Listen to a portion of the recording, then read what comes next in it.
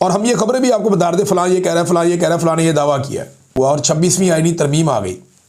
तो उसके बाद मामला इमरान खान साहब ने कहा कि सड़कों पे ही हल होगा। अब तक जो दिखाई दे रहा है, एक तो स्ट्रीट मूवमेंट में पाकिस्तान तहरीक-ए-इंसाफ कोशिशें कर रही है, वो जोर लगा रहे हैं कि कुछ ना कुछ करके जो स्ट्रीट मूवमेंट है वो मोमेंटम पकड़े, और इसके लिए मुख्तलिफ इलाकों में, खैबर पख्तूनख्वा में, बलूचिस्तान में, सिंध में मूवमेंट हो रही है।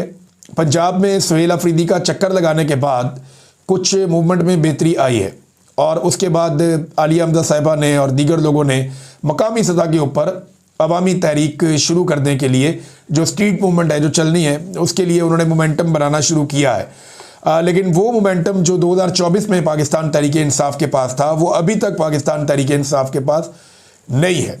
जो मौका उस वक्त अली अमीन गंडापुर साहब को मिला था, उसका आधा मौका भी अभी सुहेल अफरीदी साहब को नहीं मिला।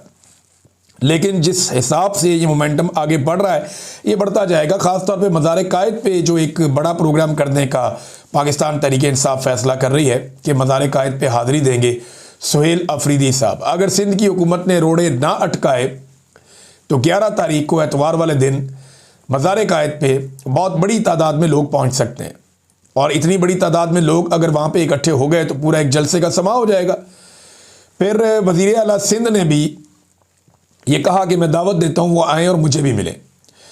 तो सुहेल अफरीदी ने कहा मैं अपने लोगों से मिलने आ रहा हूँ, अपने लोगों को मिलूंगा और अपने लोगों के मसाइल लेकर वज़ीर आला से भी मुलाकात करूँगा उनके हल के लिए।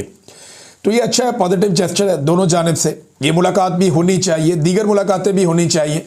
एंड ऑफ द डे आप जितना मर्जी लड़ें, जो मर्जी करें, आपको टेबल पर बैठ के मसला हल करना पड़ता है। और मसला है क्या? मसला है मैंडेट चोरी का, मसला है पाकिस्तान में जाली मुकदमात का, मसला है एस्टेब्लिशमेंट की लगातार और बेजा सियासत के अंदर और दीगर इंतज़ामी मामलात के अंदर मुदाखलत का। ये मसला अगर बैठ के सियासतदान और एस्टेब्लिशमेंट हल कर लें तो पाकिस्तान में बहुत पोटेंशियल है, पाकिस्तान बहुत तेज़ी से आगे बढ़ सकता है। नाज़रीन, बहुत सारे टीवी चैनल ना 2026 शुरू हुआ है तो वो सवालात ये कर रहे हैं टॉक शोज़ में, प्रोग्राम्स में, हर जगह पे, और ये ज़्यादातर नजूमियों को बुला के प्रोग्राम्स कर रहे हैं कि 2026 में इमरान खान रिहा हो जाएगा। एक तो नजूमियों बेचारों को बिल्कुल ही मायूस कर दिया गया है और बाउंड कर दिया गया है कि तुम में से किसी ने इमरान खान के बारे में कोई उम्मीद वाली ज़्यादा बात नहीं करनी। जो भी बात करना चाहता है, आसिम मुनीर साहब की गेम चुको, शहबाज शरीफ और उसकी जो हुकूमत है उसको ऊपर उठाओ और ये बताओ कि जनाब मुल्क बहुत तरक्की कर रहा है और परवाज़ कर रहा है और ऊंची परवाज़ की तरफ टेक ऑफ करने वाला, तो इस किस्म की बातें तुमने करनी है।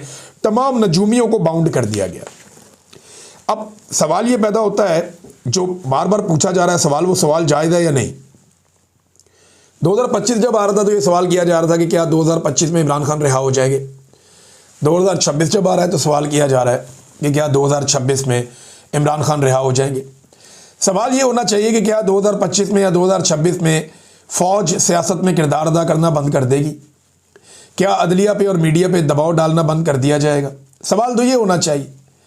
2025 भी इमरान खान का था, सब जानते हैं। 2024 में तो इमरान खान ने क्लीन स्वीप किया पाकिस्तान के इलेक्शन में, और अगर इमरान खान की रिहाई का तो सबसे बड़ा इम्कान था जिसका हम सब ने इजहार भी किया, तो वो 2024 में था, 26वीं आईनी तरमीम से पहले।